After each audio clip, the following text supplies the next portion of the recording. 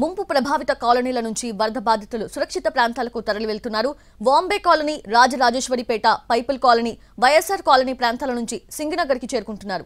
వేల సంఖ్యలో వరద బాధితులు ఒక్కసారిగా సింగనగర్ ఫ్లైఓవర్ వైపు రావడంతో రద్దీ ఏర్పడింది. ఓవైపు బయటకు వెళ్లే వరద బాధితులు, మరోవైపు వారి కోసం ఆహారం తీసుకెళ్లే వ్యక్తులు ఒకేసారి రావడంతో ఫ్లైఓవర్ పై జనంతో కిటకిటలాడే పరిస్థితి కనిపిస్తోంది. బయటకు వెళ్లేందుకు గర్భిణీలు, వృద్ధులు, చిన్నారులు తీవ్ర ఇబ్బందులు పడుతున్నారు. సింగనగర్ ఫ్లైఓవర్ పై రద్దీకి సంబంధించి పూర్తి డీటెయిల్స్ మా ప్రతినిధి సురేష్ అందిస్తారు.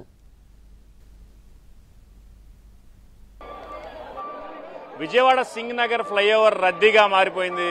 ఏదైతే విజయవాడ సింగనగర్ ఫ్లైఓవర్ కేంద్రంగా సుదూర ప్రాంతాల్లో ఉన్న కాలనీలకు ప్రజలు ఇక్కడి నుంచే సెంటర్ పాయింట్ గా బోట్ల ద్వారా బయటకు వస్తున్నారు. అయితే ఈ సమీపంలో ఉన్న ఇందిరానాయక్ నగర్, రాజరాజేశ్వరిపేట తదితర ప్రాంతాలు స్వల్పంగా ఈ వరద ఉధృతి తగ్గిన నేపథ్యంలో పడవలు వెళ్లలేకపోయినప్పటికీ స్థానికులు భయాందోళనకు గురై ఇతర ప్రాంతాలకు తరలివెళ్తున్నారు. ప్రస్తుతం మనం ఈ సింగనగర్ ఫ్లైఓవర్ పైన ఉన్నాం. ఇక్కడ చూసినట్టయితే ఓవైపు ఇతర ప్రాంతాల నుంచి బయటకు వచ్చే స్థానికుల తో పాటు రద్దీగా మారిపోయింది. ఓవైపు వాహనాల్లో ఆహార పదార్థాలను సప్లై చేసే క్రమంలో పూర్తి స్థాయిలో వాహనాలు నిలబడిపోవడంతో రద్దీగా మారిపోయాయి. మరోవైపు సుదూర ప్రాంతాలైన బాంబే కాలనీ, పైపుల కాలనీ, వైఎస్ఆర్ కాలనీ, ఆంధ్రప్రభ కాలనీతో పాటు రాజరాజేశ్వరపేట, ఇందిరానాయక్ నగర్ తదితర ప్రాంతాల నుంచి ఈ ప్రాంతానికి సింగనగర్ వైపు వచ్చి బయటకు అంటే విజయవాడ టౌన్ లోకి వెళ్లే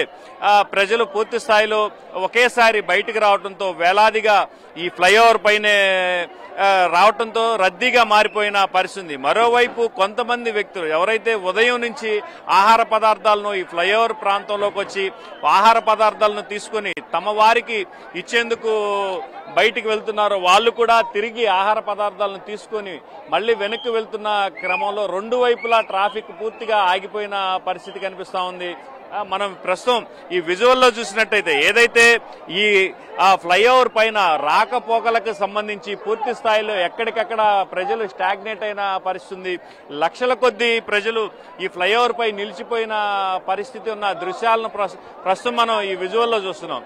ఏదైతే మనం ఈ విజువల్లో చూస్తున్నట్టుగా ఇటు సింగనగర్ వైపు నుంచి సుదూర ప్రాంతాలకు బాంబే కాలనీ, పైపుల కాలనీ, వైఎస్ఆర్ కాలనీతో పాటు ఆంధ్రప్రభ కాలనీ తదితర ప్రాంతాలకు వెళ్లే ప్రధాన రహదారి ఇదే కావడంతో అటువైపు నుంచి పూర్తి స్థాయిలో వరద నీటిలో ఎవరైతే ముంపుకు గురయ్యారో ప్రజలు తీవ్ర భయాందోళనకు గురైన నేపథ్యంలో వాళ్ళు తిరిగి విజయవాడ నగరంలోకి వచ్చే క్రమంలో ఉన్నారు. దీంతో ఈ ఫ్లైఓవర్ మొత్తం రద్దీగా మారిపోయింది. మరోవైపు 3 రోజుల నుంచి సుదూర ప్రాంతాలకు ఆహార పదార్థాల సరఫరా లేకపోవడంతో ప్రజలు కనీసం ఆహార పదార్థాలైనా దొరుకుతుందో లేదో అన్న క్రమంలో వాళ్ళు నగరంలోకి వచ్చిన పరిస్థితి కనిపిస్తా ఉంది. మొత్తం మీద ఏదైతే ప్రజలు ఒక్కసారిగా బయటకు వస్తున్నారో, తమ కాలనీల వైపు నుంచి బయటకు వస్తున్నారో, దీంతో పూర్తిగా ఈ ఫ్లైఓవర్ ప్రాంతం మొత్తం రద్దీగా మారిపోయింది. మరికొన్ని గంటల పాటు ఈ రద్దీ ఇలాగే కొనసాగే అవకాశాలు కూడా కనిపిస్తా ఉన్నాయి. మొత్తం మీద వైపు అధికారులు ఈ రద్దీని నియంత్రించేందుకు ఏర్పాట్లు చేస్తున్నప్పటికీ ప్రజలు వేలాదిగా ఒక్కసారిగా బయటకు వచ్చిన నేపథ్యంలో ఈ రద్దీ ఇట్లాగే కొనసాగుతుంది. మరికొన్ని గంటల పాటు మాత్రం ఈ రద్దీ ఇట్లాగే కొనసాగే అవకాశాలు మాత్రం స్పష్టంగా కనిపిస్తున్నాయి. ఇది ప్రస్తుతం సింగనగర్ ఫ్లైఓవర్ దగ్గర ఉన్న తాజా పరిస్థితి. కెమెరామెన్ నారాజ్తో సురేష్, ఎన్టీవీ.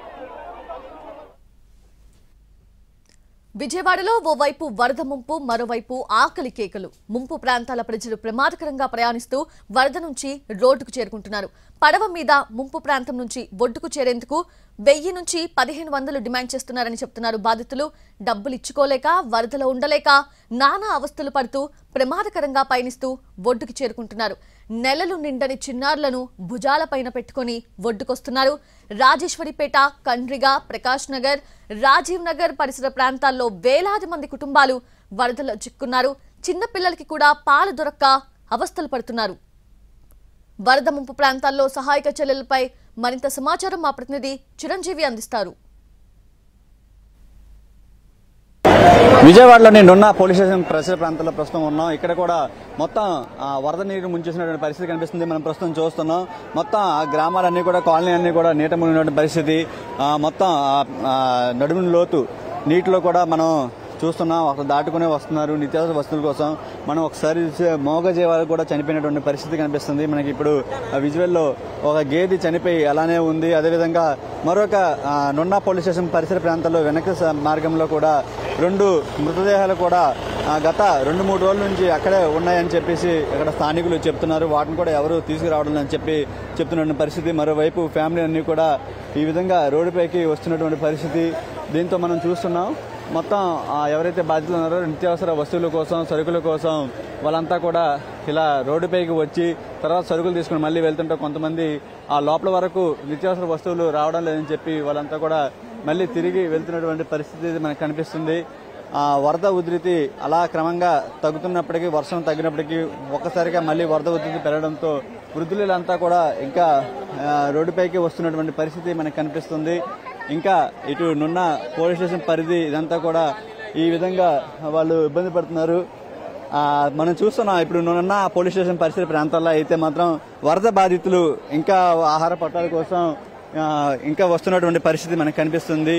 ఇక్కడ తాగడానికి నీరు, ఆహార పట్టాలు కూడా లేవని చెప్పేసి వాళ్ళంతా కూడా ఆవేదన వ్యక్తం చేస్తున్న పరిస్థితి కనిపిస్తుంది. ఇంకా గ్రామాలు అన్ని కూడా నీటమవడంతో వాళ్ళకి ఎన్డీఆర్ బృందాలు బోట్ల ద్వారా సహాయం అందించడంతో వాళ్ళంతా ఇల్లు ఖాళీ చేసి చెప్పి ఇక్కడికి వస్తున్నటువంటి పరిస్థితి మనకి కనిపిస్తుంది. ఇంకా లోపల వందలాది కుటుంబాలు, వేలాది మంది కూడా లోపలే ఇంకా చిక్కుకున్నటువంటి పరిస్థితి మనకు కనిపిస్తుంది.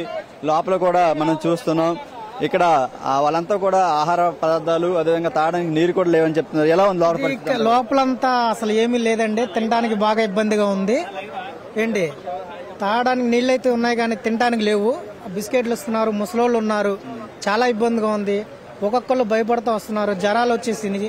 చిన్నపిల్లలు అయితే బిక్కుమంటున్నారు. పాలు ఇస్తున్నారు కానీ ప్రస్తుతానికి అది వేడి చేసుకోవడానికి ప్లేస్ లేదు.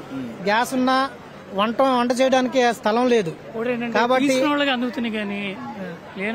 ఊర్లోకి వచ్చి ఎవరు ఇవ్వట్లేదా ఆహార పదార్థాలు? ఉడాకాలని మాది ఈడబ్ల్యూఎస్ ఉడాకాలని రాజునగర్ దగ్గర అసలు కనీసం వచ్చిన వాళ్ళు కూడా ఎవరు లేరు సార్. పైన మాత్రం తిరగడానికి హెలికాప్టర్లు తిరుగుతున్నాయి, షోయింగ్. ఉన్నారా బతికారా పోయారా చూస్తామే కానీ ఒక పొట్లం ఇచ్చిన వాళ్ళు కూడా లేరు. ఇక్కడికి వస్తేనేమో ఒక పొట్లం కూడా అందట్లేదు. ఇక్కడ ఉన్న వాళ్ళే తీసుకుంటున్నారు కానీ పైనుంచి వచ్చిన వాళ్ళకి అసలు ఏం దొరకదు. నిరాశాస్త్రులు అయిపోయారండి. ఏదో పొద్దున్న నుంచి లేచి పనికి వెళ్లే వాళ్ళందరూ కూడా బిక్కుమంటున్నారు. డబ్బులు గాని తినడానికి గాని ఏం లేవు. సామాన్లన్నీ పాడైపోయినాయి. అంతా ఉట్టి బట్టలతో ఉన్నారు, కట్టుబట్టలతో ఉన్నారు. సామాన్లు కొట్టుకుపోయినాయి. ఏదో కష్టపడి కొనుక్కున్న ఫ్రిడ్జ్, వాషింగ్ మిషన్ కూడా నాశనం అయిపోయినాయి. ప్రభుత్వం మాకు ఆదుకోవాలని, ప్రతి ఇంటికి 1 లక్ష రూపాయలు ఇవ్వాలని అనుకుంటున్నాం. ఎందుకంటే ఆ మాత్రం ఇవ్వలేకపోతే వీళ్ళందరూ కోలుకోలేని పరిస్థితి.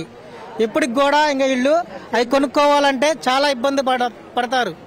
ప్రస్తుతానికి ఏం లేదు. వచ్చిన చోటనే వస్తున్నారు కానీ అసలు ఉడగాలంటే అసలు రాని కూడా రాలా. తిరగడానికి పైన తిరుగుతున్నారు కానీ ఏం లేదు. అసలు లోపలికి రావట్లేదు. ఫుల్గా నిన్నటి నుంచి చాలా ఇబ్బంది పడిపోతున్నాం. చిన్నపిల్లలతో పైన ఉండలేకపోతున్నాం. చాలా ఇబ్బంది పడుతున్నాం. ఇక్కడ బయటకు వచ్చిన బళ్ళు ఫుడ్ అసలు లోపలికే రావట్లేదు. ఇక్కడ వరకు వస్తున్నాయి. వచ్చిన తర్వాత ఎవరైనా వస్తే వాళ్ళు అటు నుంచి అట్టే తిప్పేస్తున్నారు కానీ లోపలికి ఎవరికి రానివ్వట్లేదు. చాలా మంది చాలా ఇబ్బంది పడుతున్నారు. చిన్నపిల్లలతో సహా మొత్తం డాబాల మీద ఉన్నారు. ఇది వరద బాధితులు చెప్తున్నటువంటి వర్షం. లోపలంతా కూడా చిన్నారులు, అదేవిధంగా మహిళలంతా కూడా వాళ్ళు ఇంకా లోపలనే జలదిగ్బంధంలోనే ఉండిపోయారు. వాళ్ళకి తినడానికి తిండి, తాగడానికి నీరు కూడా లేవని చెప్పి ఆవేదన వ్యక్తం చేస్తున్నటువంటి పరిస్థితి మనకు కనిపిస్తుంది. కొన్ని బృందాలు కూడా లోపల ఇరుక్కుపోయినటువంటి ఎక్కడ అక్కడ లోపల అపార్ట్మెంట్ ఎంఎస్ఆర్ అపార్ట్మెంట్ రెసిడెన్సీ అవతల నిన్న పొద్దు నుంచి అరుస్తున్నాం. ఒక్కరు కానీ ఒక్కరు రావట్లా. ఇది లోపల కూడా చాలా మంది చిన్నారులతో ఇంకా ఇబ్బంది పడుతున్నారు. నెలల నిండినటువంటి చిన్నారులు కూడా లోపల ఉండిపోయిన పరిస్థితి. వాళ్ళకు కూడా సహాయం అందట్లేదు. వారిని సురక్షిత ప్రాంతాలకు చేర్చడం లేదని చెప్పేసి ఆవేదన వ్యక్తం చేస్తున్నటువంటి పరిస్థితి. దీన్ని యంత్రాంగం వెంటనే చొరవ తీసుకుని వాళ్ళందరికీ కూడా సహాయ సహకారాలు అందించాలని చెప్పేసి అన్నారు. ఇప్పుడు గంట సేపు వాళ్ళ వెనకాల తిరుగుతా ఉన్నా, ఒక్కరు కూడా స్పందించట్లా. ఇది పరిస్థితి మొత్తం చూసుకుంటే. ఇప్పుడు లోపల చిక్కుకున్నటువంటి వరద బాధితులు ఎవరైతే ఉన్నారో వాళ్ళందరినీ కూడా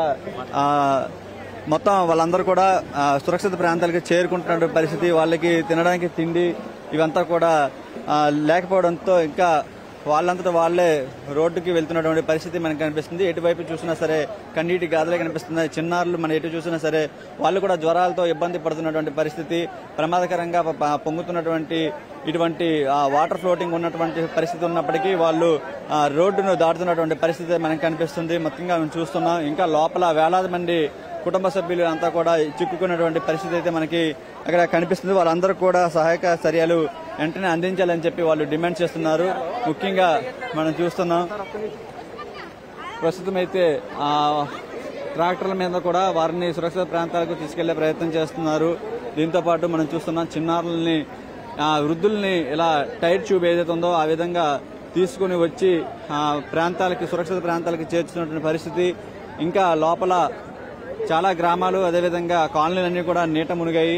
అన్ని చోట్ల కూడా ఇదే విధంగా వరద ఉధృతి ఉంది. వృద్ధుల్ని ఈ విధంగా తీసుకొస్తున్న చిన్నారుల్ని పైకి ఎక్కించుకొని తీసుకొస్తున్నటువంటి పరిస్థితి మనకు కనిపిస్తుంది. మనం చూస్తున్నాం ఎన్డీఆర్ఎఫ్ బృందాలు చాలా వరకు ప్రాంతాలకి లోపలికి రాలేనటువంటి పరిస్థితి. వారందరినీ కూడా ఇలా ట్యూబుల మీద తీసుకుని వస్తున్నారు. ట్యూబుల మీద తీసుకొచ్చి వారిని బయటికి సురక్షిత ప్రాంతాలకు చేరుస్తున్నటువంటి పరిస్థితి మనకు కనిపిస్తుంది. ఫ్లోటింగ్ కూడా నెమ్మదిగా పెరుగుతున్నటువంటి పరిస్థితి. ఈ విధంగా నొన్న పోలీస్ స్టేషన్ పరిధిలో అయితే ఈ విధంగా ఇది ప్రస్తుతం ప్రతి ఒక్కరిని ఏ ఒక్కరిని కలిసిన కన్నీటి గాథలే వినిపిస్తున్నాయి. దీనికి మనం చూస్తున్నాం చిన్నారులంతా కూడా చేసినటువంటి వాటర్ తాగడానికి వాటర్ లేదని చెప్పి ఎవరిని కలిసినా సరే ఇలా వృద్ధులను కూడా సురక్షితంగా తీసుకెళ్తున్నారు. ఎన్డీఆర్ఎఫ్ బృందాలు ఎంత వాటర్ ఫ్లోటింగ్ ఉన్నప్పటికీ మారుమూల గ్రామాల్లో రావని చెప్పేసి అంటున్నటువంటి పరిస్థితి. ఇటు రాజనగర్ ఇటువైపు పరిసర ప్రాంతాల్లో ప్రభుత్వ సొమ్మే కదా తిరుగుతా ఎన్నైనా రాజనగర్ ఊరంతా అక్కడే ఉందండి. ఒక్క బోట్ రాలేదు, ఒక్క మంచి నీళ్ళు లేవు, తింటాక నీళ్లు లేవు. ఊళ్ళో అంటే ఫోన్ చేసి మట్టికి హాయ్ బాబు మీకు అంతే చంద్రబాబు నాయుడు అందించేస్తున్నాడంట. చంద్రబాబు నాయుడు అందించేస్తున్నారు మాకు పడేస్తున్నారు దెంగేస్తున్నారు. ఎవరు నిన్న ఒక్క రోజు వచ్చారు పులిహోర ప్యాకెట్ ఇచ్చారు అంతే. ఇంతవరకు మంచినీళ్ళు అందించి దారలేదు మాకు.